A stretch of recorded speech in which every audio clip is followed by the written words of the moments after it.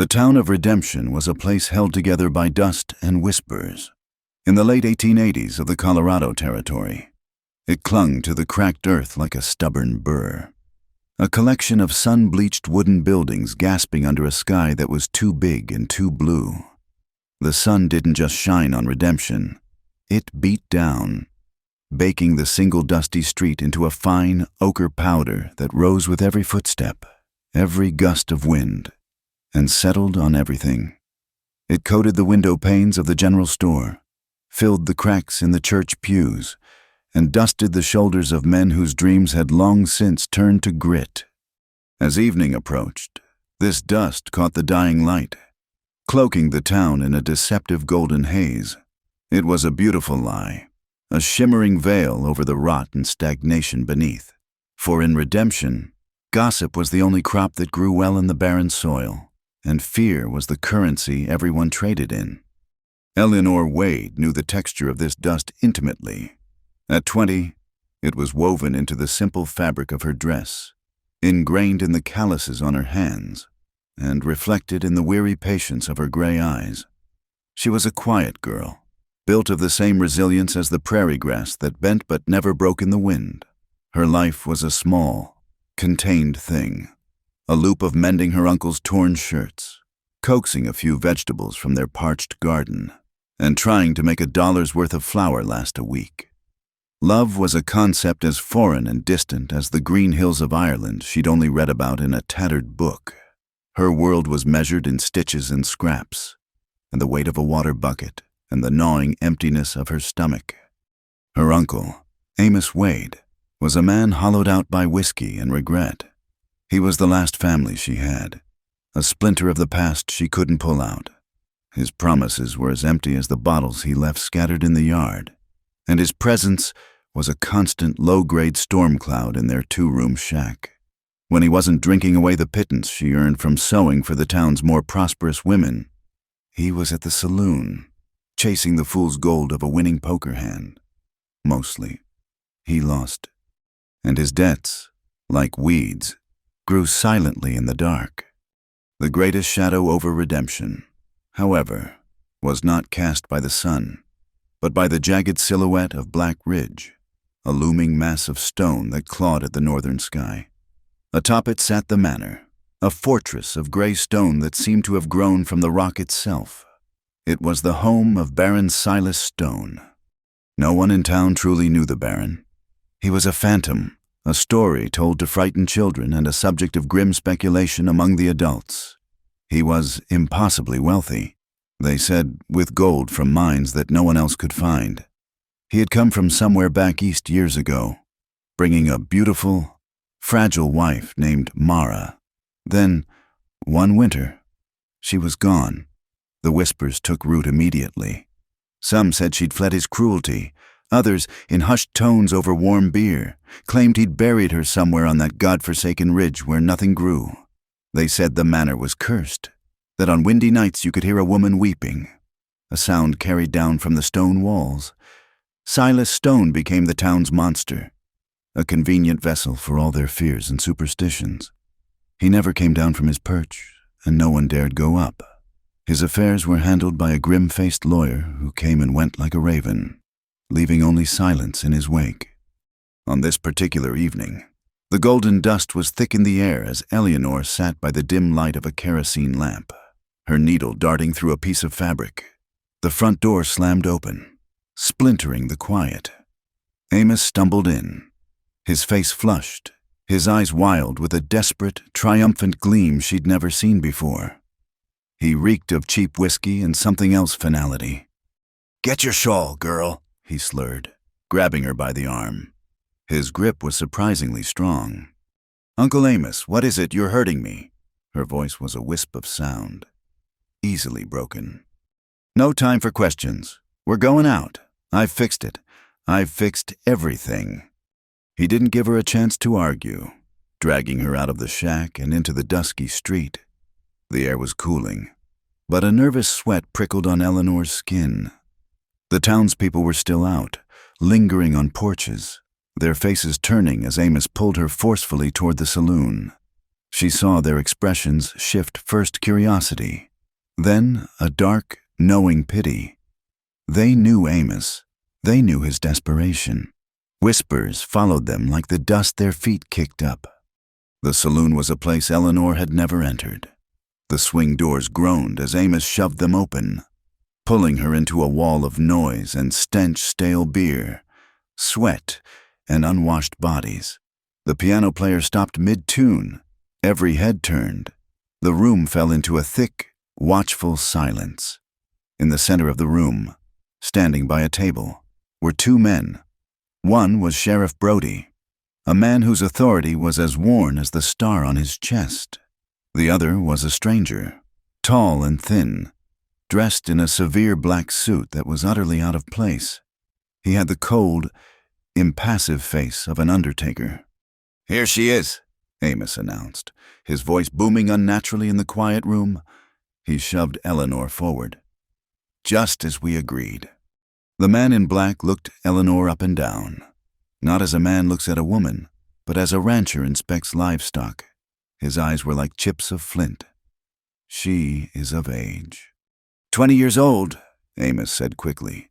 "Strong girl, good worker, and untouched, pure as the driven snow." A wave of nausea and shame washed over Eleanor. She felt the eyes of every man in the room on her, stripping her bare. They were talking about her as if she were a horse. She looked at her uncle, her heart pleading with him to make it a joke, a terrible, drunken mistake, but there was no remorse in his eyes, only the craven relief of a man escaping his own ruin.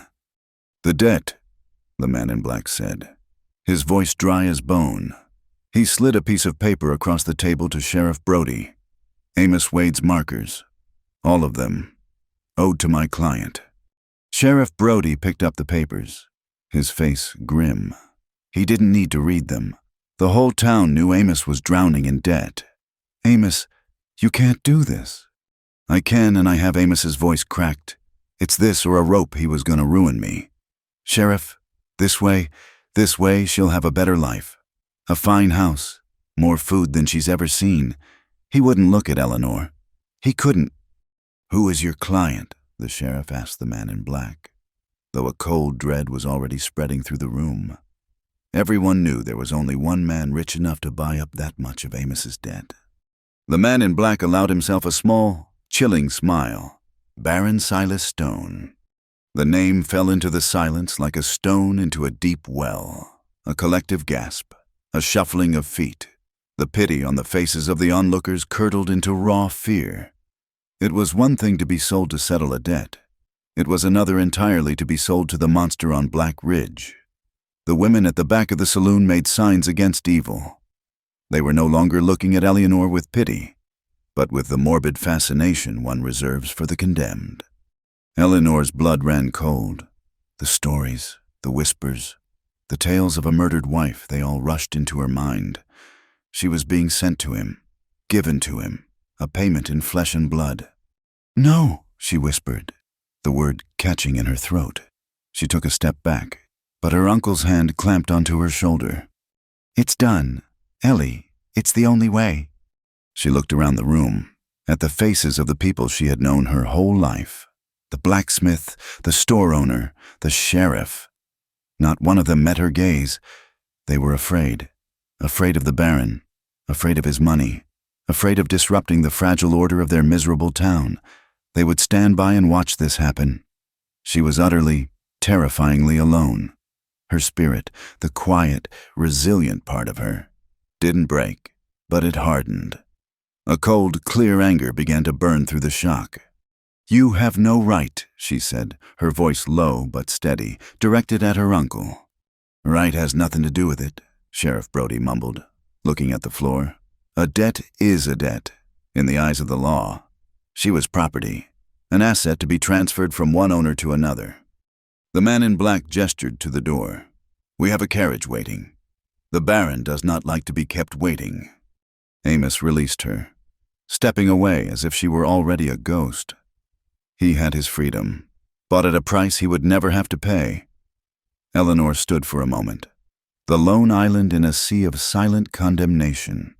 She straightened her back, lifted her chin, and walked. She did not run. She did not cry. She walked out of that saloon with a dignity they had not expected, a dignity they did not deserve to witness. The whispers followed her out into the street, now hushed with awe and horror. To the Baron. Poor child. God have mercy on her soul. A black carriage, polished to a gleam and drawn by two magnificent black horses, waited in the street. It was a vehicle from another world. The man in black opened the door, and Eleanor climbed inside without a word. The velvet seat was cold against her skin. As the carriage door shut, sealing her in darkness, she looked out the small window. She saw the golden dust swirling in the last light of day, obscuring the faces of the people of redemption. The town looked rotten, gilded in a sunset that couldn't hide its decay. The carriage lurched forward, and she did not look back. She was leaving the only world she had ever known, bound for a stone fortress and a man whose name was a curse on the lips of everyone but himself. The real prison, she thought with a sudden, bitter clarity, was not the one she was going to, but the one she had just left behind. The carriage journey was a climb into silence.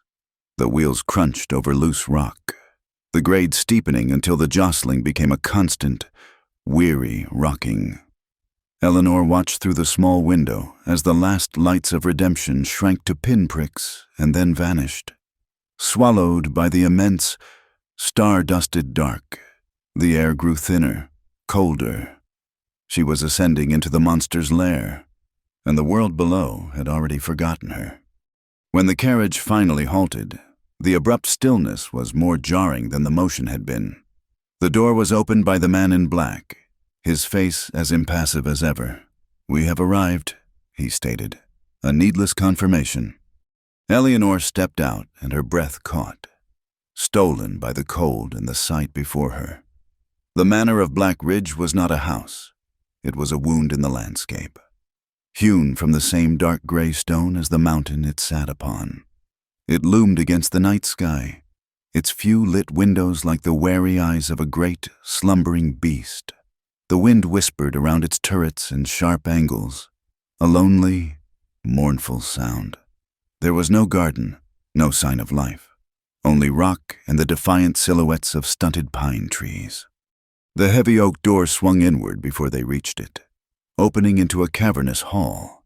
The air inside was colder than the mountain air, carrying the scent of stone dust, old wood, and something else, a profound, settled stillness, like a place that had been holding its breath for years. Her footsteps echoed on the flagstone floor, each sound an intrusion. The hall was vast and sparsely furnished, dominated by a grand, unlit fireplace that looked like a gaping mouth. Shadows clung to the high, vaulted ceiling, and long, narrow windows, dark as pools of ink, ran along one wall. A figure detached itself from the gloom at the far end of the hall. He was tall, broad-shouldered, and moved with a heavy, deliberate gait that made no sound on the stone. As he stepped into the weak light cast by a single oil lamp on a nearby table, Eleanor got her first proper look at Baron Silas Stone. The town's whispers had painted a grotesque caricature, a misshapen fiend with wild eyes and a cruel twist to his lips. The man before her was something far more unsettling. He was not old, perhaps in his mid-30s, with a face that looked as though it had been carved from granite. A thick, dark beard covered the lower half of his face, but it could not soften the harsh line of his jaw or the deep-set exhaustion in his dark eyes. There was no overt malice in his expression, but there was a profound absence of warmth, of joy, of any discernible emotion. He looked like a man who had been hollowed out, leaving only a shell of duty and sorrow behind. He was dressed simply in dark trousers and a plain linen shirt, the clothes of a working man, not a wealthy baron. The lawyer bowed his head slightly. "Baron, the arrangement is complete." Silas Stone's gaze fell upon Eleanor. It was a heavy, assessing look, yet strangely impersonal. He was not looking at her with lust or even curiosity. He was simply acknowledging her presence, like a new piece of furniture delivered to his door. He gave a curt nod to the lawyer, a dismissal. The man in black turned and left without another word, the great door closing behind him with a boom that echoed through the hall, sealing Eleanor inside. She and the Baron were alone. The silence stretched, thick and suffocating. Eleanor's heart hammered against her ribs, a frantic bird trapped in a cage of bone. She braced herself for the command, the threat, the first act of cruelty. "You will be hungry," Silas said. His voice was a low rumble, rough from disuse, like stones grinding together. It was not a question. He turned and began to walk down a long, dark corridor, not checking to see if she followed. After a moment of terrified hesitation, she did, her legs stiff, her senses on high alert. The only light came from the lamp he now carried, its flame dancing and casting their elongated shadows against the cold stone walls. The corridor felt like a tomb, lined with closed doors, each one a mystery, each one a potential prison. He stopped at one and pushed it open. "This is your room." It was a simple, almost Spartan chamber, a narrow bed with a plain wool blanket, a small wooden washstand with a pitcher and basin, a single chair, and a small, barred window high on the wall. It was clean, but stark and unwelcoming. It was the room of a servant, or a prisoner. "Food will be brought to you," he said, his back already to her. He started to walk away. A spark of the anger that had ignited in the saloon flared through her fear. She would not be dismissed like a stray dog. "What do you want from me?" she asked, her voice trembling but clear in the echoing silence. He stopped but did not turn. For a long moment, she thought he would not answer.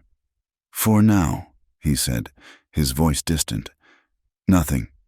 And then he was gone, his footsteps receding down the hall until she was left alone in the encroaching darkness, the silence pressing in on her. She stood frozen in the middle of the room, listening to the frantic beat of her own heart. Nothing. What did that mean? Was this a game? A way to torment her, to let the fear build until she broke? A short while later, an elderly woman with a face as wrinkled as a dried apple and eyes that held no expression entered silently, placing a tray on the small table by the chair. It held a bowl of thick stew, a hunk of dark bread, and a cup of water. The woman looked at Eleanor once, a quick, darting glance, then left as silently as she came, closing the door behind her. Eleanor stared at the food. The stew was warm, and the smell made her stomach ache with a hunger she hadn't realized was so sharp. But she couldn't eat. Every bite felt like a concession, an acceptance of her fate. She was a captive, and this was the sustenance for the livestock. Her anger warred with a primal fear. The town believed this man was a murderer. They said he had killed his wife, and now she was here, alone, unarmed, a debt paid in flesh, completely at his mercy. She sat on the edge of the hard bed, wrapping her arms around herself, listening, but there was nothing to hear. The house was utterly, unnervingly silent. This silence was more terrifying than screams would have been. It was the silence of a predator, waiting patiently. She thought of her uncle, of the faces in the saloon, of the world that had so easily cast her away. They had handed her to a monster. She would not wait for him to show his teeth. She had to escape. The decision settled in her with a cold resolve. She would wait until the house was deep in slumber, and then she would run. She didn't know the way back, didn't know the dangers of the mountain, but any fate in the wilderness was better than the one that awaited her within these stone walls. Hours crept by. She did not sleep. She sat in the dark, straining her ears, measuring time by the slow shift of moonlight across the stone floor. Finally, when she judged it to be the dead of night, she rose. She moved to the door, her heart in her throat, and slowly, carefully, turned the handle. It wasn't locked. A small victory, but it emboldened her. She slipped out into the corridor. It was a river of blackness, the absolute dark of a moonless cave. She held her breath, placing one foot carefully in front of the other, her hands skimming the cold, rough stone of the wall to guide her. She had a vague memory of the direction they had come from, towards the great hall and the main door.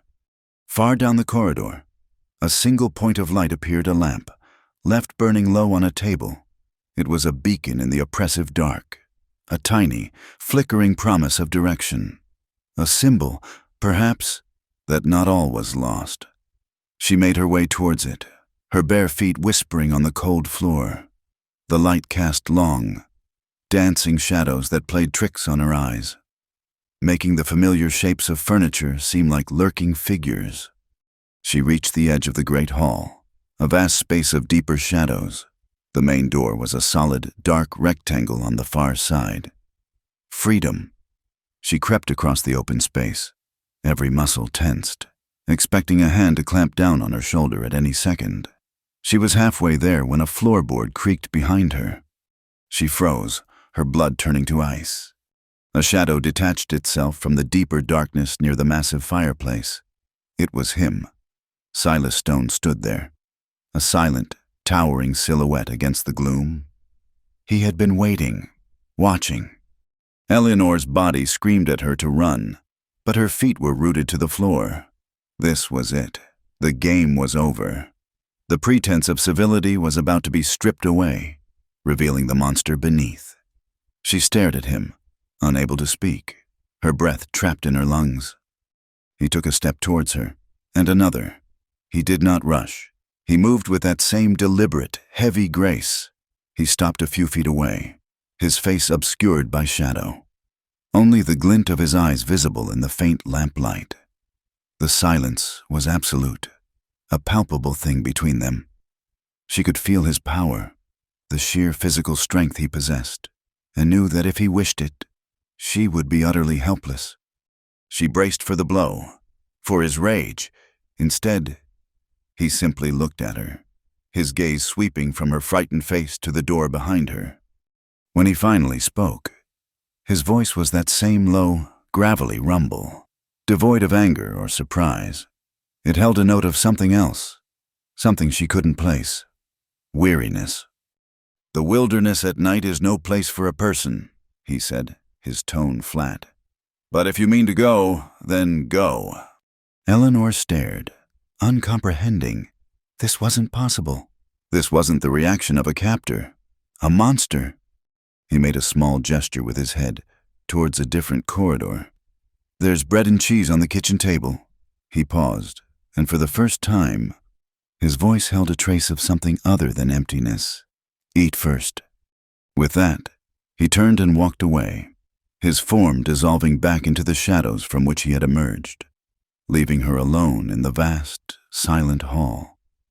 She stood trembling, not from fear, but from a profound, earth-shattering confusion. The great oak door was right there. It was unlocked. The path to freedom was clear, but his words had thrown up a wall more impassable than stone. Why would the monster let her go? Why would he care if she went hungry into the night? She looked at the door, then back into the darkness where he had disappeared. The single flickering lamp on the table seemed to waver, a fragile question mark in the suffocating silence of Black Ridge. Eleanor did not leave. The words "eat" first echoed in the cavernous hall, effectively a stronger chain than any iron shackle. A monster would have dragged her back to her room, locked the door, and punished her for her defiance. A captor would have laughed at her feeble attempt. Silas Stone had done neither. He had acknowledged her will, pointed out the folly of her plan, and offered her sustenance for a journey he did not forbid. She stood frozen for a long time, the unlocked door a silent mockery of her assumptions. To flee now would be to run from a ghost, not a man, utterly bewildered. She retreated to the cold silence of her room, the untouched food on the tray a testament to a mystery she could not begin to fathom. The days that followed fell into a strange, muted rhythm. She never saw the Baron. He was a phantom within his own home, a heavy tread in a distant corridor, the scent of pipe smoke in the library as she passed, a fleeting shadow glimpsed through a window, overlooking the desolate landscape with an unmoving stillness. Her captor, it seemed, was determined to remain unseen. The silent, elderly woman, Martha, brought her meals 3 times a day. The food was always simple, always warm, and always enough. It was the first time in Eleanor's life that she did not know the gnawing ache of hunger. This simple fact was a constant, unsettling kindness. She began to notice other things, small gestures that appeared like wildflowers in the cracks of a stone wall. One afternoon, she left her thin, frayed shawl on the chair. The one with the tear near the shoulder she had never had the spare thread to mend properly. The next morning, it was folded neatly on her bed. The tear was gone, replaced by a line of small, surprisingly neat stitches. They were not the work of an old woman's nimble fingers. The thread was thick. The knots were solid. The work of a man's hands, functional and strong. A chill ran down her spine. He had been in her room while she slept, but he had come not as a predator, but as a mender. Another time, a fierce, cold wind rattled the windows, and the chill in her room seeped into her bones. She shivered under the single wool blanket, her sleep fitful. When Martha brought her breakfast, she found a small, neatly stacked pile of kindling and logs laid in the hearth of her small fireplace, a box of matches beside it. It had not been there the night before. Later that week, a cup of hot, steaming tea appeared on her dinner tray, fragrant with mint. It was a luxury she hadn't tasted in years. These were not the actions of the beast from the town stories. A jailer provides bread and water, not warm tea and firewood. A murderer does not mend a prisoner's clothes. The fear that had been her constant companion began to recede, replaced by a feeling far more complex and unnerving, a deep, pervasive confusion. A hesitant, fragile shoot of something else, not trust, but a kind of wary curiosity began to push its way through the hard soil of her prejudice. She was still a captive, her life bartered away by a feckless uncle, but the nature of her cage was changing. The bars were becoming blurred, indistinct. Still, she kept her guard up. Kindness could be a mask, a more insidious trap than outright cruelty. Her world was the stone manor, and with her fear lessened, she began to explore it. She moved through the silent, dusty rooms like a ghost herself. Most were shrouded in white cloths, the furniture entombed and waiting for a life that had long since departed. She found a library, its walls lined from floor to ceiling with books bound in dark leather. It smelled of paper and dust and the faint, lingering scent of Silas's pipe. She ran her fingers over the spines, seeing titles of poetry, philosophy, and histories of lands far from the sun-baked plains of Colorado. This was the library of a learned man, not a savage. It was in a long, disused corridor on the 2nd floor that she found the anomaly. A great, faded tapestry depicting a hunting scene hung on the wall, unlike the others. Its bottom edge was not coated with the same thick layer of settled dust. One day, driven by an impulse she didn't understand, she pulled it aside. Behind it was a door. It was made of dark, polished wood, utterly unlike the other plain, heavy doors of the manor. There was no keyhole, but a small, ornate brass handle. She tried it. It was locked. The existence of this hidden door became an obsession. It was the heart of the house's mystery. She felt the center of its silence. What was behind it? What did the Baron keep so carefully concealed? Her mind, fed by the town's whispers, leaped to dark conclusions. Perhaps this was where he had done it. The thought sent a fresh wave of fear through her, a grim reminder that she still knew nothing for certain. Her chance came nearly a week later. She had seen Silas ride out early in the morning on a powerful black stallion, heading towards the high peaks. He did this sometimes, disappearing for the entire day. emboldened by his absence. She dared to venture into the one place she had avoided his study. The room was the only one in the house that felt lived in. A massive oak desk stood before a wide window, littered with maps and geological surveys. A half-empty glass and a pipe sat near a heavy, leather-bound ledger. It was a space of stark, masculine order. Hanging on a hook by the fireplace, amidst a collection of iron tools, was a ring of old keys. Her heart leaped. One of them was small and brass, a match for the handle on the hidden door. With trembling hands, she took the key. She felt like a thief, a trespasser of the highest order. Every creak of the floorboards was an accusation as she hurried back to the tapestry. She slid the key into a lock she hadn't seen before, hidden in the handle's scrollwork. It turned with a well-oiled click.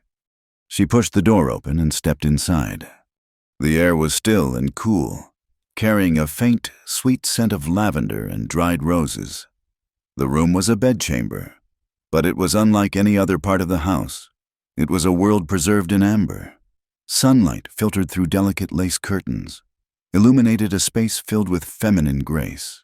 A four-poster bed was draped in white linen. A silver-backed hairbrush and a crystal vial of perfume sat on a polished vanity, and a beautiful gown of blue silk was laid carefully across a chaise lounge. This was not a place of death. It was a shrine, a place of memory.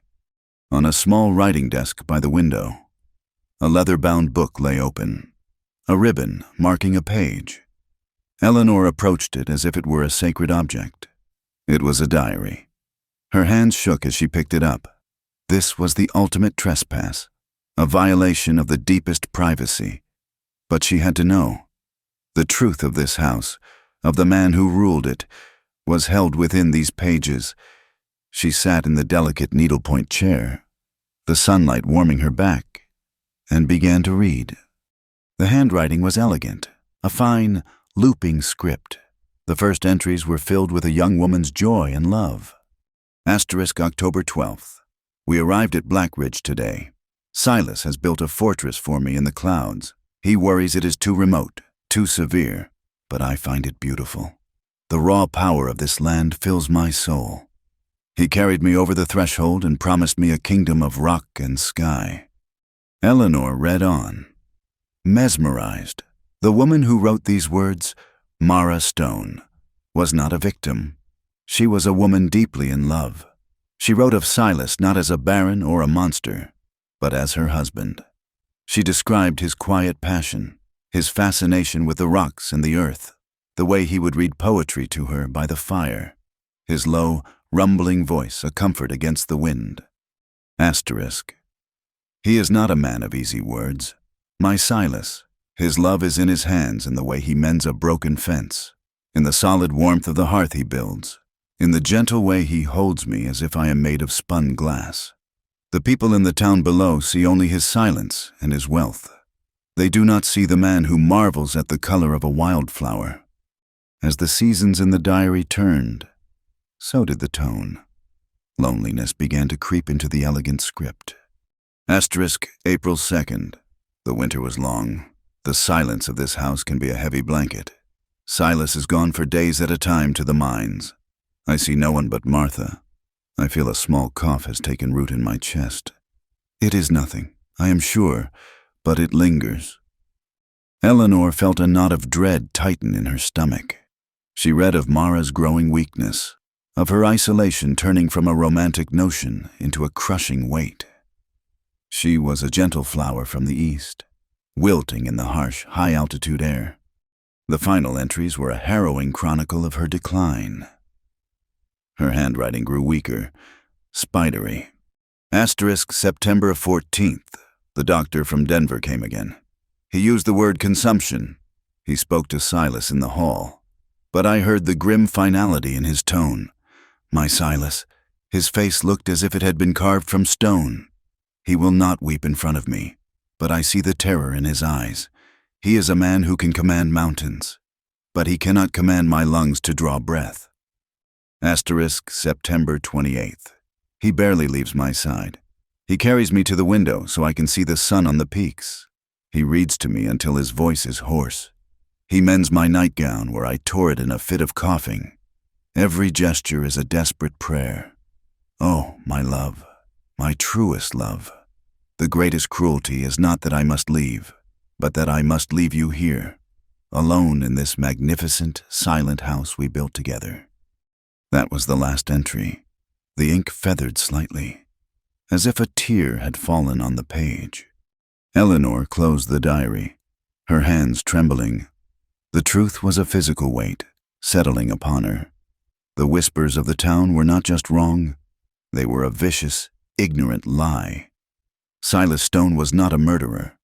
He was a widower, a man so thoroughly shattered by grief that he had sealed himself away from the world, preserving his wife's room as the last bastion of a life that had been stolen from him. His silence was not malice, it was mourning. His isolation was not cruelty, it was a profound, unhealing wound. The fear she had harbored for him evaporated, replaced by a wave of aching, overwhelming empathy. She looked around the beautiful, tragic room, at the dress Mara would never wear, at the brush that would never again be drawn through her hair. She understood now. The mended shawl, the firewood, the warm tea, they were echoes of the way he had cared for his dying wife. They were the only language of tenderness he had left. She placed the diary back on the desk, exactly as she had found it. She was no longer just a prisoner, a payment for a debt. She was the sole keeper of a dead woman's story and a living man's secret sorrow. The knowledge changed everything. The knowledge gleaned from Mara's diary settled within Eleanor like a deep, still pool. It did not wash away the strangeness of her situation, but it cleared the murky waters of fear and suspicion. When she looked at the manor's gray walls, she no longer saw a prison, but a monument to a love lost. When she heard a heavy footstep echo in a distant hall, she no longer imagined a monster, but a man walking with the weight of unspeakable grief on his shoulders. She began to see him, really see him, in the small, unguarded moments. She would watch from a window as he stood on the ridge, a solitary figure staring out at the vast, empty expanse. His posture rigid with a sorrow so profound it seemed to give him physical form.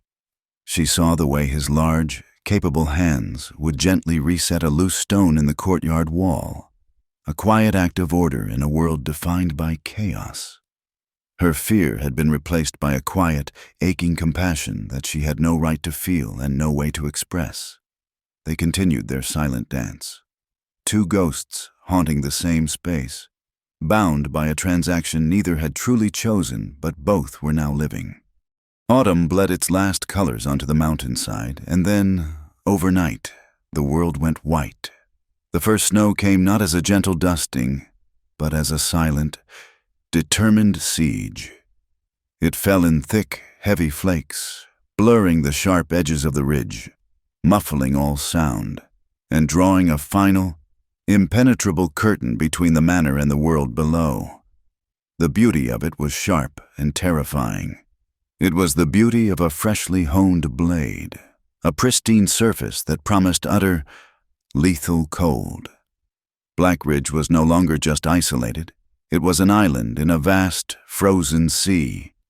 Life became smaller, circumscribed by the need for warmth and the fury of the wind that howled around the stone walls like a pack of starving wolves. Eleanor took it upon herself to keep the fires lit in the main hall and the kitchen, a small contribution to the household that made her feel less like a parcel and more like a person. It was on one such trip to the woodpile, which was tucked against the lee of the house, that her world tilted and went black. The wind had swept a section of the stone path clean of snow, leaving a treacherous, invisible sheet of black ice. Her worn leather sole found no purchase. One moment she was walking, her arms full of split logs. The next, her feet were gone from under her. She fell backward, the logs scattering, and the back of her head struck the frozen ground with a sickening, final crack. For a moment, there was only a burst of white stars behind her eyes, and then a deep, encroaching cold that had nothing to do with the snow that began to drift over her. How long she lay there? She didn't know. Time dissolved.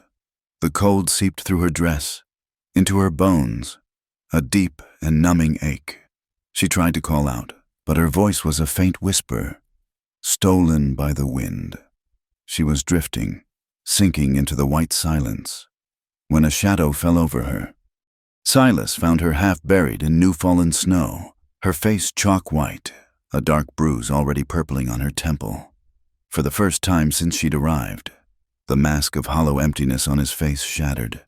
A raw, visceral panic flashed in his eyes, the same terror she had read about in Mara's diary. He dropped to his knees beside her, his rough fingers probing for a pulse at her neck. It was there, faint and thready. "Eleanor," he said, his voice a harsh rasp. He said her name. It was the first time. With a grunt, he gathered her into his arms. She was limp, a dead weight, yet he lifted her as if she were a child. He moved with a desperate urgency, striding through the deepening snow and into the warmth of the house, kicking the great door shut behind him. He carried her not to her own Spartan room, but up the grand staircase and into the master wing of the house, laying her gently on a vast bed in a room that, unlike the others, was warm and bore the signs of recent life. His room. By evening, the chill had transformed into a raging fire. A fever took hold of Eleanor, plunging her into a disorienting, terrifying world of shadow and memory. The stone room twisted into the smoky interior of the Redemption Saloon. The howling of the wind became the jeering laughter of the men who had watched her being sold. She was trapped in a cycle of her deepest fears, a helpless pawn in a game played by cruel, careless hands. She thrashed against the heavy blankets, her breath coming in ragged gasps. A rough hand, her uncle's hand, was grabbing her, dragging her. "No," she whimpered, trying to pull away. "Let me go." A cool, damp cloth pressed against her forehead, a shock of relief in the searing heat. A low voice cut through the nightmare, a rumbling sound, a steady anchor in the storm. "Hush now. You're burning up." She couldn't see him clearly. He was a large, dark shape looming over her, a mountain of a man who blocked out the light. Her fevered mind screamed asterisk monster asterisk. "Don't touch me," she cried, her voice thin and reedy. The cloth was removed, dipped in cool water, and placed on her forehead again. The movement was patient, methodical. "I am not him," the voice said, low and steady. The words were a balm, spoken with a quiet intensity that pierced through her delirium. He knew, somehow. He understood the shape of her ghosts. "You are safe here." For 2 days, he did not leave her side. He was a constant, silent presence in the haze of her sickness. When the fever made her shiver violently, he added another heavy fur to the bed. When her lips grew cracked and dry, he lifted her head with surprising gentleness and pressed a cup of cool water to them, tipping it slowly. He coaxed spoonfuls of thin, warm broth past her teeth. He did not call for Martha. He did it all himself, his large, clumsy-looking hands moving with a focused, deliberate care. In her delirium, the past and present bled together. She felt the phantom grip of her uncle on her arm, rough and uncaring, pulling her toward the saloon. She cried out, a small, wounded sound, and tried to push the memory away, her hands flailing weakly. A hand closed over hers. It was not her uncle's grip. It was not a man's grip of ownership or lust. It was large, yes, and calloused from work, but it was warm and solid and utterly steady. It didn't pull or restrain. It simply held. It enveloped her smaller hand completely, a shield against the formless terrors that plagued her. The touch was so unexpected, so grounding, that it broke through the fever dream. Her eyes fluttered open. The room swam in and out of focus. She saw him, a dark silhouette sitting in a chair beside the bed, leaning forward. He was holding her hand. The nightmares receded, pushed back by this simple, physical connection. She was no longer just a voice in the dark. She was anchored to something real. Her struggles ceased. Her breathing, which had been shallow and frantic, deepened. She was still lost in the fever, but she was no longer alone in it. She clung to his hand as a drowning woman clings to a rope, and he did not pull away. The fever broke on the third day, like a storm that had finally blown itself out.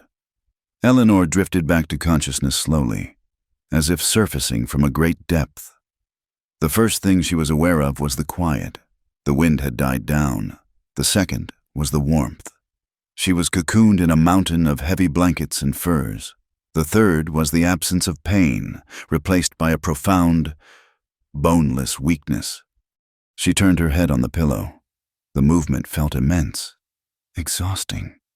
Sunlight, pale and watery, streamed through the tall window, illuminating dust motes dancing in the air. In a high-backed armchair pulled close to the bed, Silas was asleep. His head was slumped forward onto his chest, his dark hair falling over his forehead. The exhaustion of his long vigil was etched onto his face, softening the harsh, granite lines. His formidable shoulders were slumped, in sleep. He was not the fearsome baron, not the hollowed-out ghost, but simply a man, weary and vulnerable. One of his hands rested on the arm of the chair, palm up. The other was still loosely holding hers, his fingers relaxed around her own, even in sleep. She lay there, perfectly still, watching him, the monster of Black Ridge, the man who mended her shawl, who left firewood by her hearth, who had just spent 3 days sitting by her bed, bathing her head with cool water and holding her hand through the darkest hours of the night. He had kept her from sinking. A single, hot tear escaped the corner of her eye and traced a path through the dust on her temple. It wasn't a tear of sadness or fear. It was a tear of profound, earth-shattering revelation. He had promised her she was safe, and here, in the lair of the supposed beast, tended to by his own hand, Eleanor Wade realized that for the first time in her entire life, she truly was the love she had read about in Mara's diary, a love expressed not in easy words, but in steadfast, protective action. Was no longer just a story. She had felt its echo. The period following Eleanor's fever was one of profound and fragile quiet. The snowstorm had passed, leaving Black Ridge entombed in a world of brilliant white and deep blue shadow. The silence was no longer menacing. It was peaceful, a soft blanket over the harsh angles of the world. Her strength returned slowly, a creeping tide. Silas, for his part, had retreated slightly, the intensity of his vigil replaced by a watchful distance, but something between them had irrevocably shifted.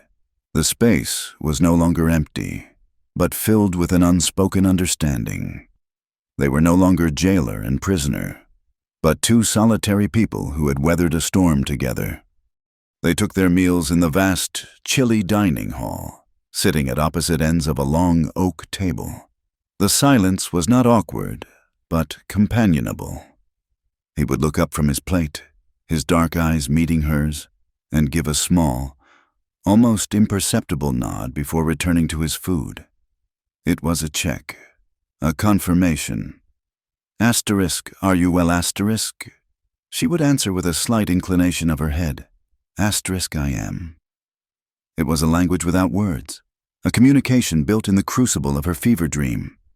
Eleanor found herself watching him, the way his large hands handled a fork with surprising deftness, the way a thoughtful line would crease his brow as he stared into the fire after dinner. She was seeing the man Mara had written about, the man of quiet actions and deep, buried feeling. One evening, as a new moon cast a sliver of silver light onto the snow outside, they sat by the great hearth in the main hall. He had been cleaning a rifle, the metallic clicks echoing in the quiet. Eleanor was mending a tear in one of her dresses. The simple, familiar motion, a comfort.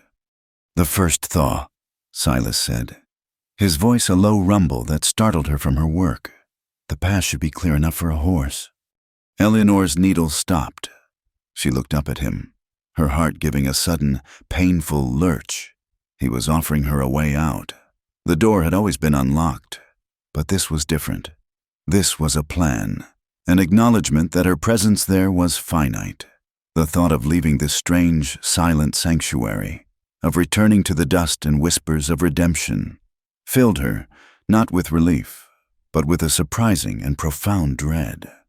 Before she could form a reply, a sound shattered the peace.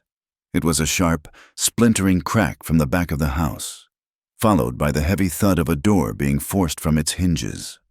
Instinctively, Silas was on his feet, the rifle in his hands, his body a formidable shield between her and the sound. "Stay behind me," he ordered, his voice no longer a quiet rumble but a hard, commanding growl.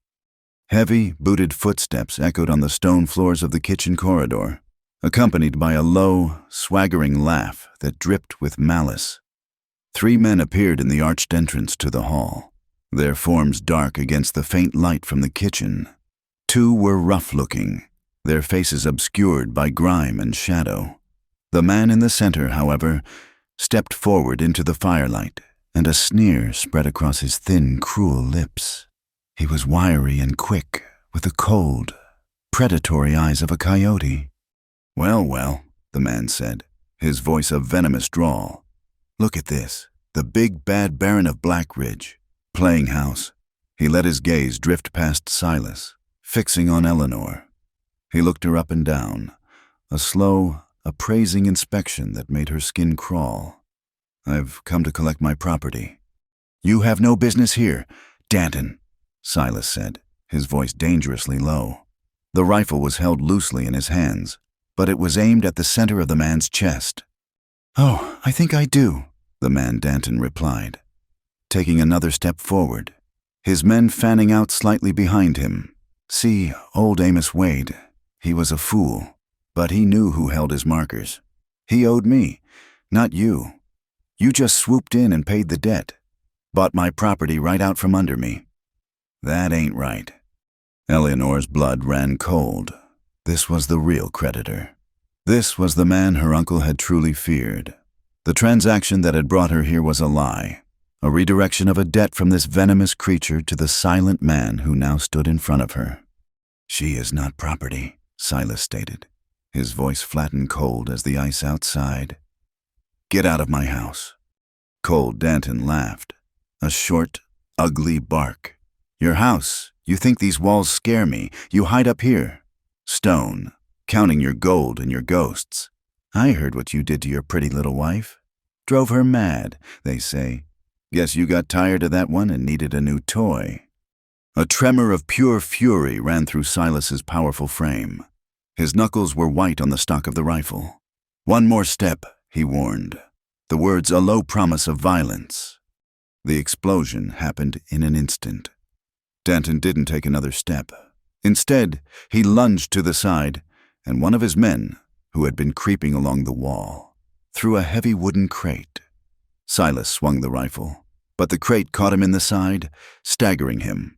The rifle clattered to the stone floor. Before he could recover, the 2 thugs were on him, a flurry of desperate, grunting violence. Silas was a bear of a man, and he fought like one. He threw one man off him, sending him crashing into a heavy table, but the other one was wiry, clinging to his back, trying to get a chokehold. While Silas was occupied, Danton moved. He advanced on Eleanor, his cruel smile widening. "Come on, girl, we're leaving." He reached for her arm. No. Eleanor scrambled back, tripping over the leg of a chair and falling to the floor. Danton lunged, but a roar of pure rage erupted from behind him.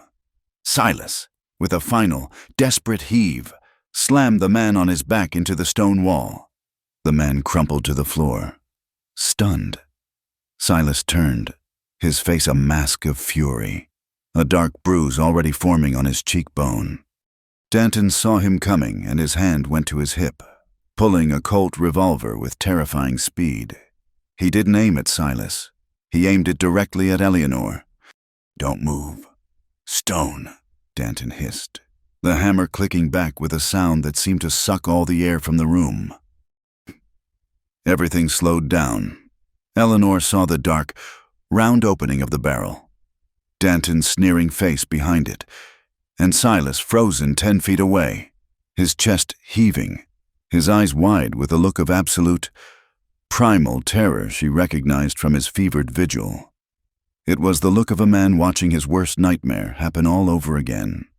Then, Danton's finger tightened on the trigger, and Silas moved. He didn't hesitate.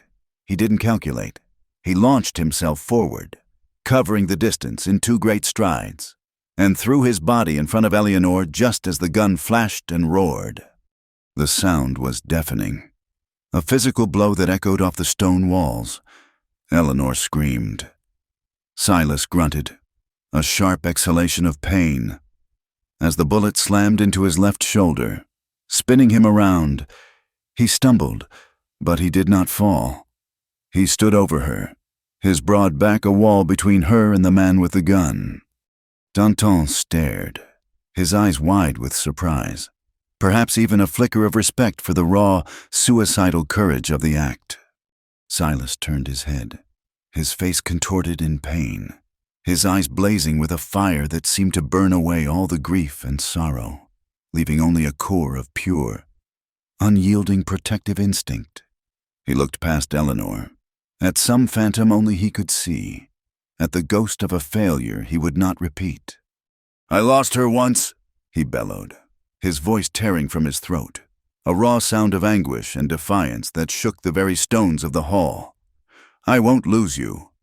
The words, a confession and a vow, struck Eleanor with the force of a physical blow. In that moment, she understood everything. Fueled by a surge of adrenaline that defied his wound, Silas charged. Danton tried to fire again, but Silas was on him, crashing into him like a runaway locomotive. The gun flew from Danton's hand, skittering across the floor. The fight became a brutal, primal thing. It was not a fight of skill, but of sheer, desperate will. Silas, bleeding and wounded, fought with the strength of a man who had nothing left to lose and one thing he would die to protect. He drove Danton back, his powerful fists landing with heavy, sickening thuds. The third man, the one Silas had first thrown off, scrambled to his feet and tried to intervene. But Eleanor, acting on pure instinct, grabbed the heavy iron poker from the fireplace and swung it with all her might, catching him across the back of the knees. He howled and collapsed. The main fight ended when Silas slammed Danton's head against the stone mantelpiece of the fireplace. Danton's eyes rolled back, and he slid to the floor in a heap, unconscious. Silence descended, thick and sudden.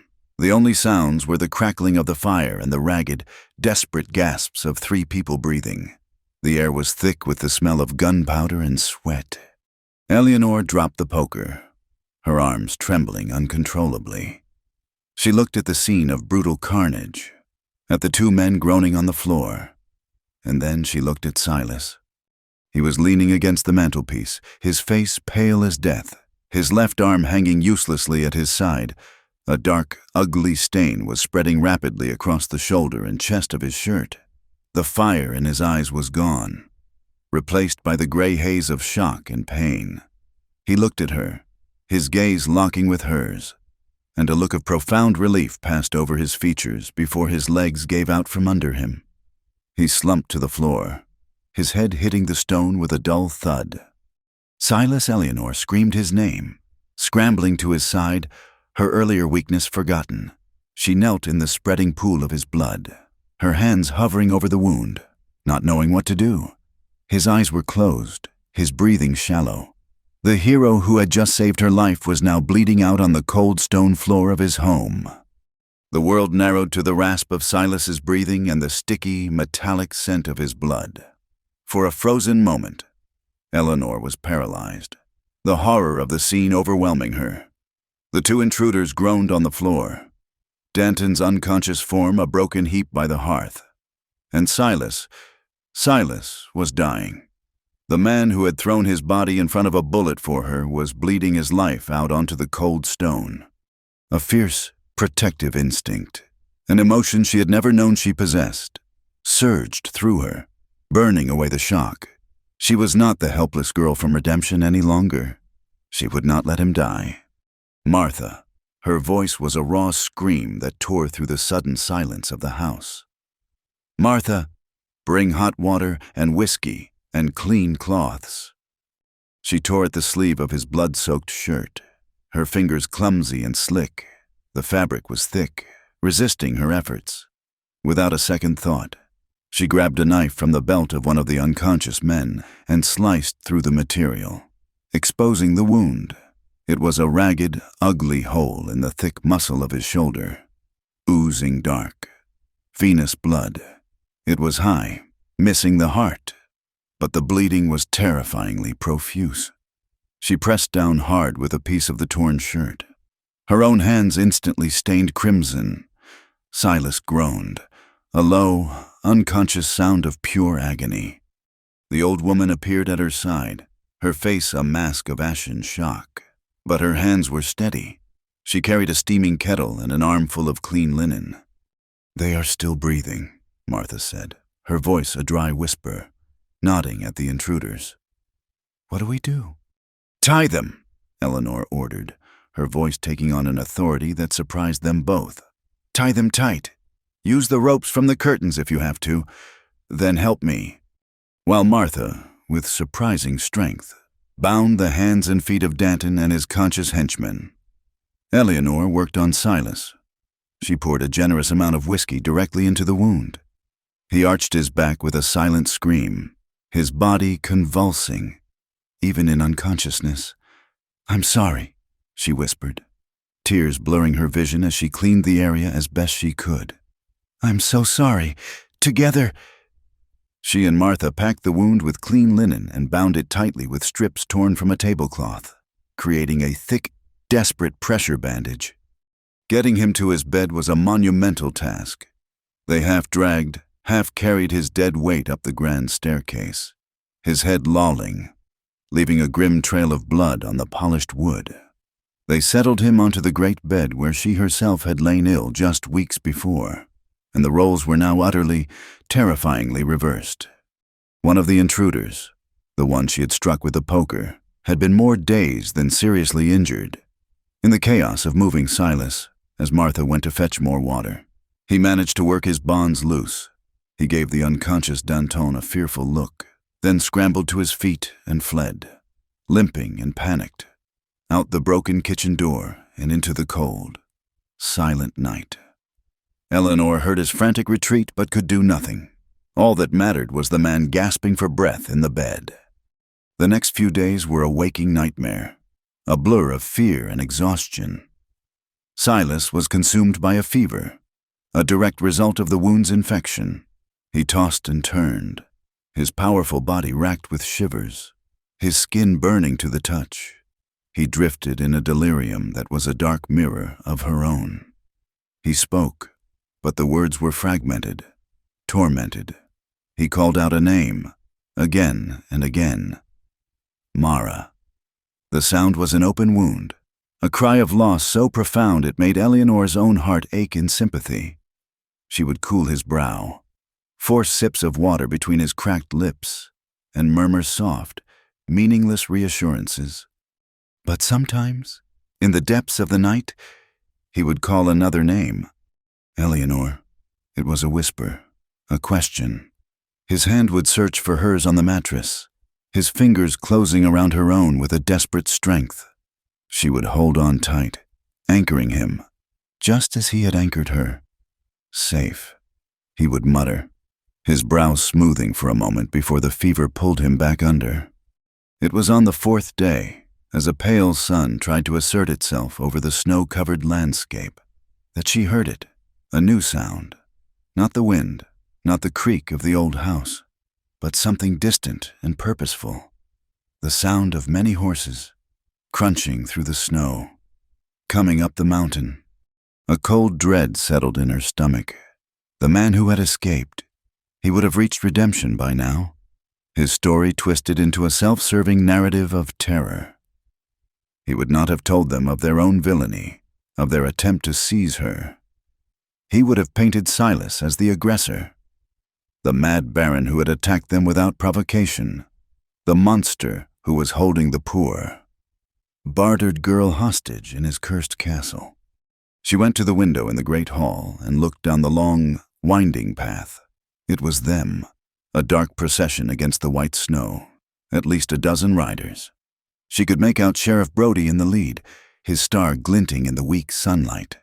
The blacksmith was there, and several other men she recognized from the town, their faces grim and set with a kind of righteous purpose. They were a posse, a rescue party. They had come to save her from the man who was currently lying near death in his bed because he had saved her life. The irony was so bitter it tasted like ash in her mouth.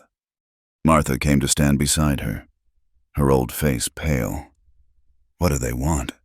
"They think they're saving me," Eleanor said, her voice flat. A wave of fury, cold and clear, washed over her. Fury at their ignorance, their prejudice, their self-righteous interference. They had stood by and watched her be sold, their pity as useless as dust. They had whispered their cruel stories, condemning a man they knew nothing about. And now they came, armed and ready, to destroy the one place she had ever felt truly safe.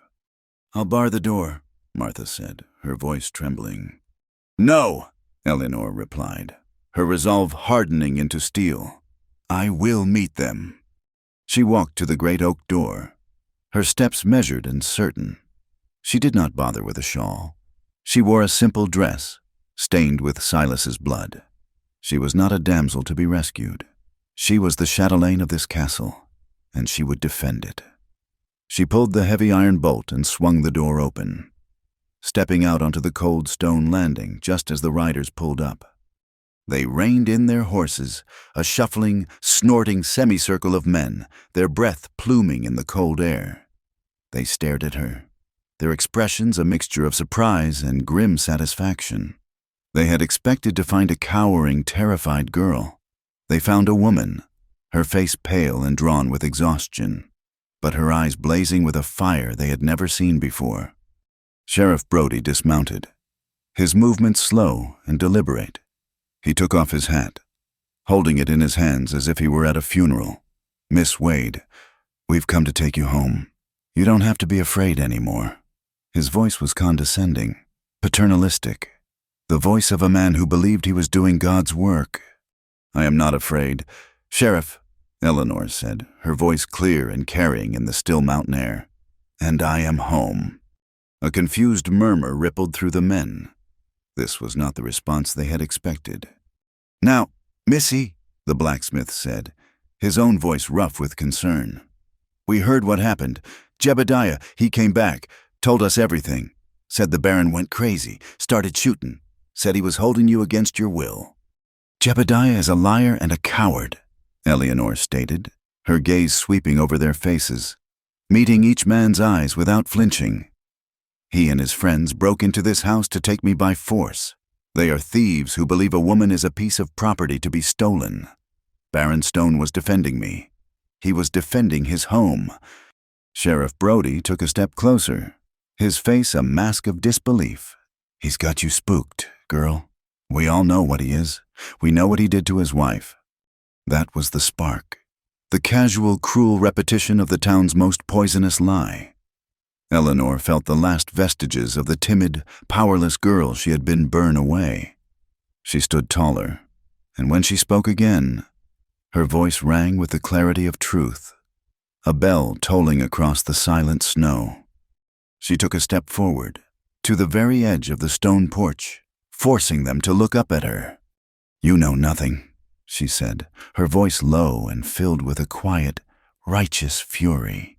"You hide in your dusty little town and you feed on whispers because the truth is too large for you to comprehend." She paused, letting the silence hang, letting them absorb the force of her conviction. She looked at their faces ignorant, fearful, and so terribly certain. She would use their own narrative, their own judgment, and turn it into a weapon for the truth. "At 20, she began, her voice rising, clear and powerful, resonating with all the pain and humiliation of her past and all the strength of her present. "I was given still untouched to a rich baron no one dared approach." The men shifted, nodding. This was the story they knew. This was the tragedy they had come to correct. She had their complete attention. She held their gazes, one by one, a judge delivering a verdict. "But now," she declared, her voice ringing with the force of a lifetime of silence finally broken, "I choose to stay." The words fell into the snow-filled air and hung there. Stunning. Impossible. The simple, powerful statement shattered their narrative to pieces. She was not a victim. She was not a pawn. She was a woman who had made a choice. The pity on their faces curdled into slack-jawed confusion. They looked at each other, their certainty dissolving like mist in the morning sun.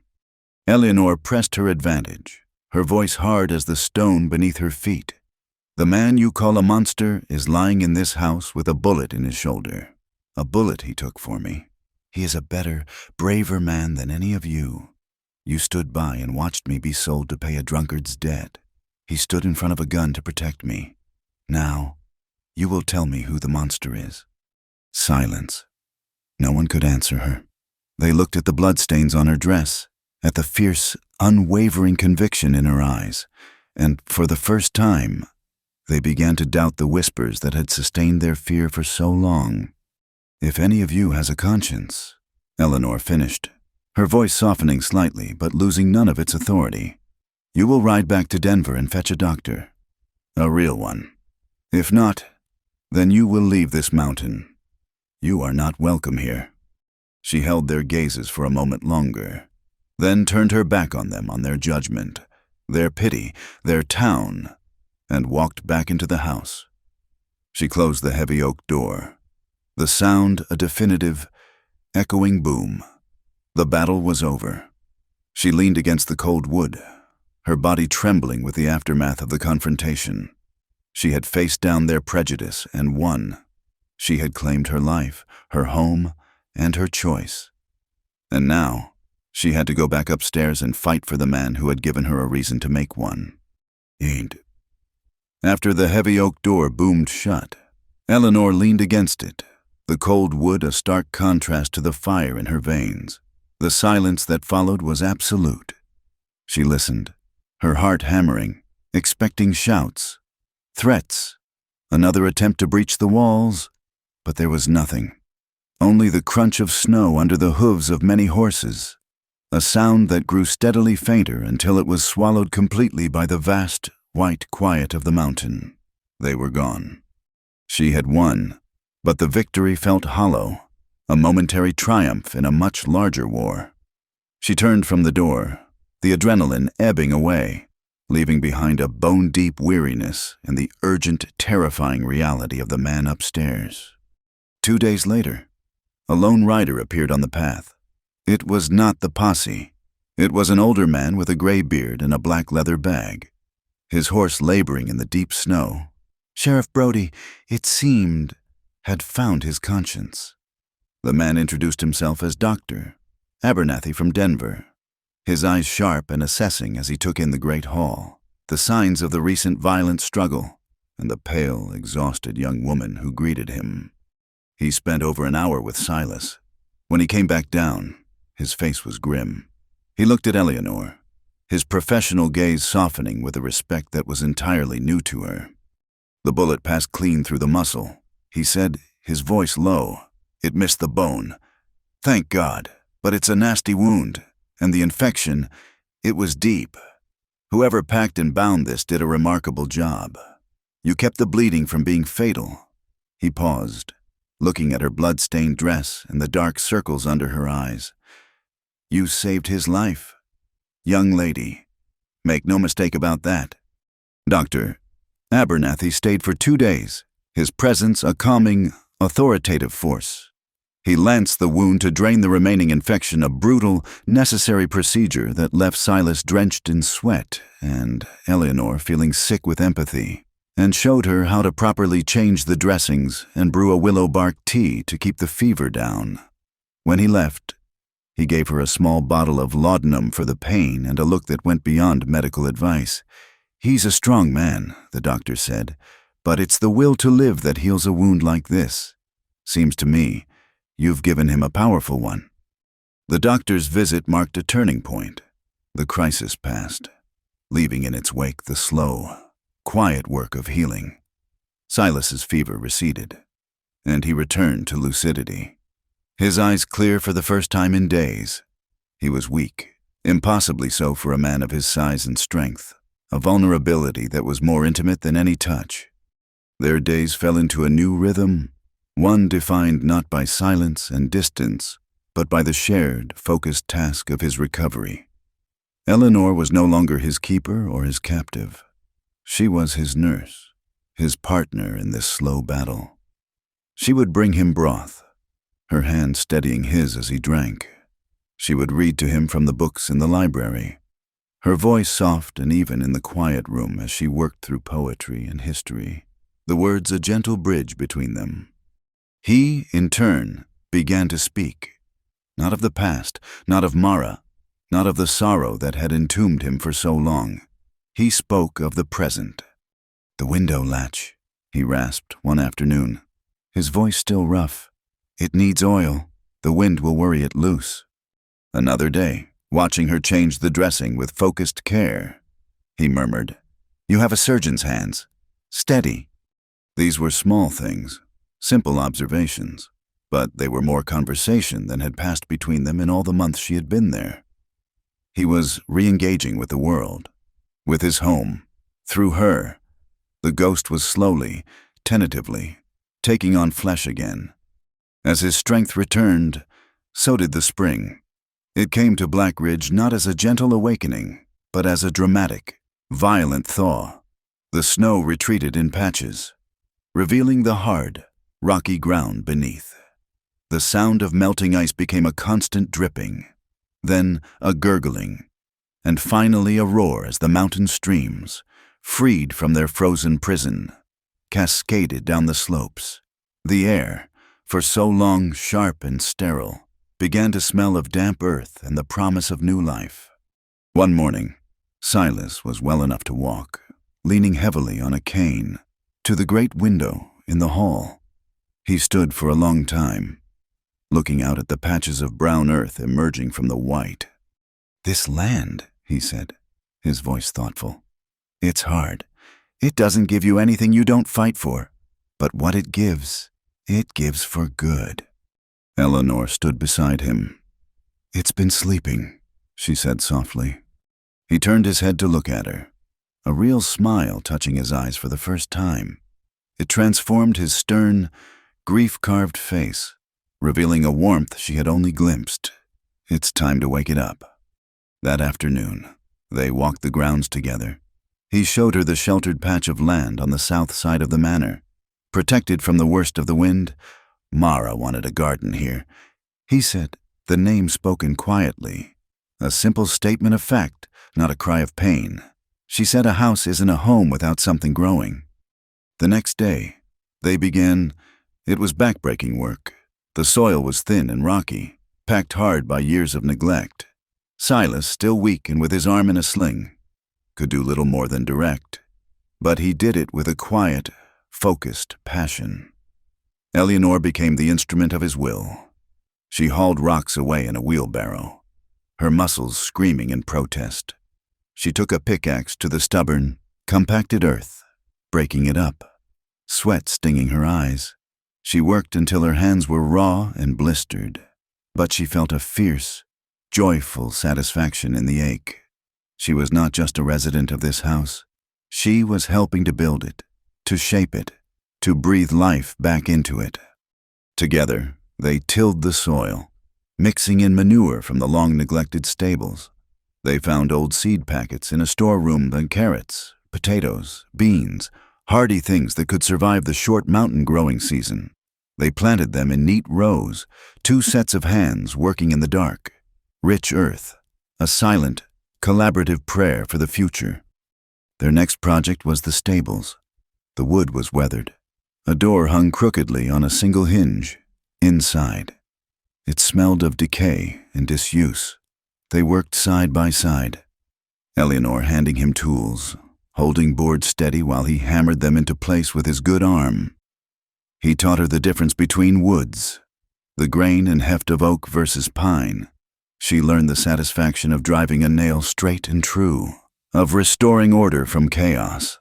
The rhythmic sound of the hammer became the new heartbeat of the manor. As the physical structures were mended, so were the emotional ones. Laughter came first. It happened when Eleanor, struggling with a particularly heavy stall door, slipped in the mud and landed in an undignified heap. She looked up, expecting him to be stern, but he was shaking with silent, deep laughter. His good hand pressed to his mouth. The sight was so startling, so wonderfully human, that she began to laugh too. A real, full-throated laugh that echoed off the stone walls. The sound, once so foreign in that house, began to appear more often. A wildflower pushing its way through the stone. Eleanor had been transformed. The timid girl who had been traded for a gambling debt was gone, replaced by a strong, capable woman who knew the weight of a pickaxe and the satisfaction of her own labor. She was no longer a shadow in Silas's world. She was the light in it. The final wall to fall was the one between Black Ridge and Redemption. The story of her stand against the posse had become a local legend, passed around with a mixture of awe and deep, collective shame. One sunny afternoon, as Eleanor was weeding the now sprouting garden, she saw a small figure making its way slowly up the mountain path. It was a young boy, no older than 10, with a shock of red hair and a face full of freckles. He carried a small, lumpy sack. He stopped at the edge of the garden, looking at her with wide, curious eyes. "Are you the lady who shouted at the sheriff?" he asked, his voice a bold pipe. Eleanor smiled, wiping a smudge of dirt from her cheek. "I am." "My ma," he said, holding out the sack. "She said to give you this. She said she's sorry for not speaking up in the saloon that day." Eleanor took the sack. Inside were a dozen fresh eggs, a peace offering, an apology. "And," the boy added, his curiosity finally winning out over his caution, "is it true the Baron fought 3 men to save you?" "It is," she said softly. From a doorway in the stables, Silas watched, his arm now free from its sling. He was still gaunt, but he stood tall, the shadows gone from his eyes. He saw the boy, unafraid, and Eleanor, smiling, and he knew the curse was broken. The boy, whose name was Timothy, became a regular visitor, and where one child goes, others soon follow. A week later, he brought his 2 younger sisters. They were drawn to the great stone house, no longer a place of fear but of wonder, and to the kind, strong woman who smelled of earth and bread. One rainy afternoon, she found them huddled in the stable, bored. On an impulse, she led them to the library. Their eyes went wide at the sight of so many books. "Can you read?" she asked. They shook their heads. She pulled a simple book of fables from a low shelf, sat them down on a rug before the great fireplace, and began to read. Silas came in and stood in the doorway, unseen by the children, and watched. He saw Eleanor, her face animated in the firelight, surrounded by a rapt audience of small, upturned faces. He heard the sound of children's voices, their questions and occasional giggles, echoing in the hall that had for so long held only the sound of his own grief. The house was alive. It was a home, and the woman who had been given to him as payment had, in the end, become its most precious, irreplaceable treasure. The summer that followed was a season of quiet miracles. The garden on the south side of the manor, once a patch of stubborn, rocky earth, flourished under Eleanor's patient hands. Green shoots became sprawling vines, and the first bright red tomatoes and deep green beans were a triumphant harvest, a testament to life's insistence. The sound of children's laughter, once a foreign, impossible echo, became a regular music in the great stone halls. Timothy and his sisters, and eventually a small, shy troop of others from Redemption, would make the trek up the mountain path twice a week. Eleanor had become their teacher in the grand library, surrounded by books that had slept in silence for years. She taught them their letters and numbers. She read them stories of far-off lands and mythical beasts, her voice painting pictures in the air that were more real to them than the dust of their own town. Silas would often stand in the shadows of the doorway, his work-roughened hands resting on the frame, and simply watch. He saw the way the children gravitated towards her, their initial awe of the Baron's lady replaced by a simple, trusting affection. He saw the light in her eyes as she taught, a fierce, gentle intelligence that he'd come to value more than the gold in his mines. He was no longer a ghost in his own home. He was a man watching a family being born in the most unexpected of ways. He was healed, not just in body, but in some deeper, more fundamental way. The wound in his shoulder had become a puckered scar, a physical reminder of the moment his life had pivoted, the wound in his soul. However, the one that had kept him locked in a prison of grief was also beginning to scar over. Not to disappear, but to become a part of him he could live with, rather than be ruled by. He and Eleanor worked together, falling into a partnership that felt as natural as breathing. They mended fences, reshod the horses, and planned for the coming winter.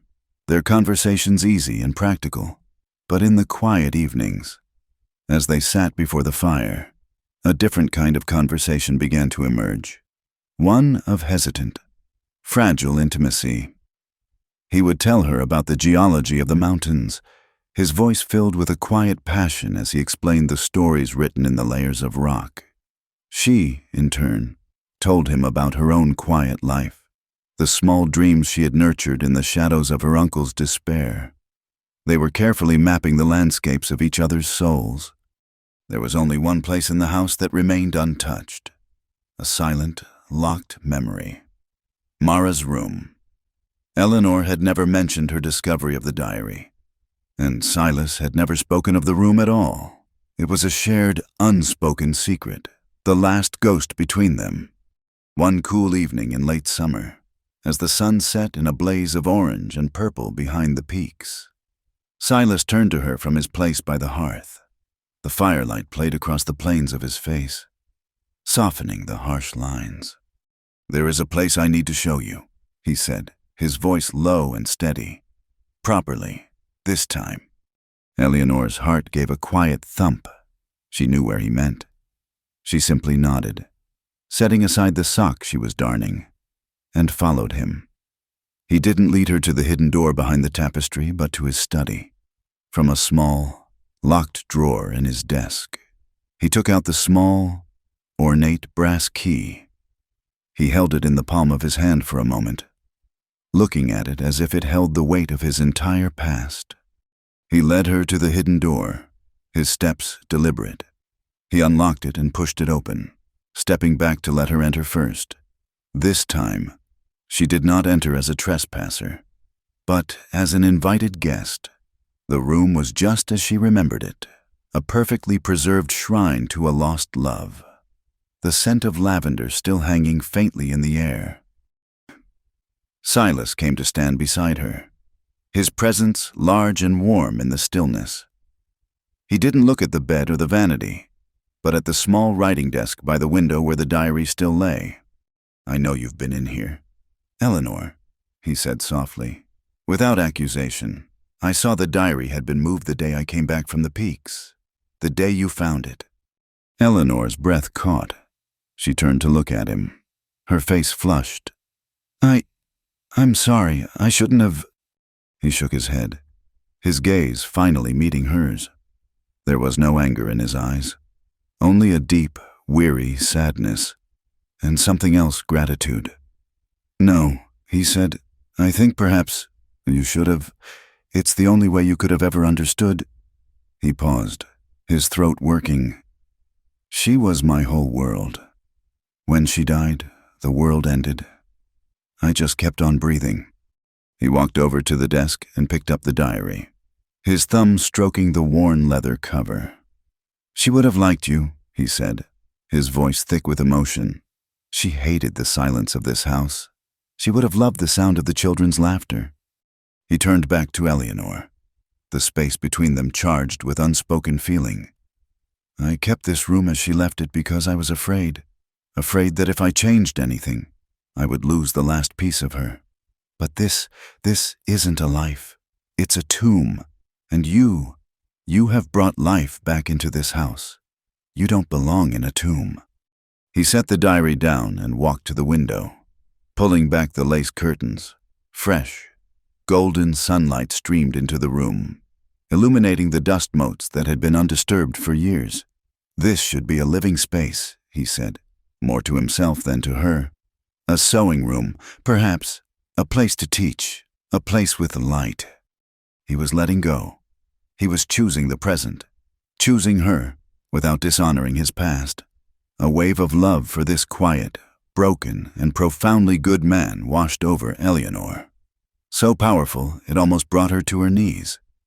She went to him, and for the first time, she initiated a touch, placing her hand gently on his arm.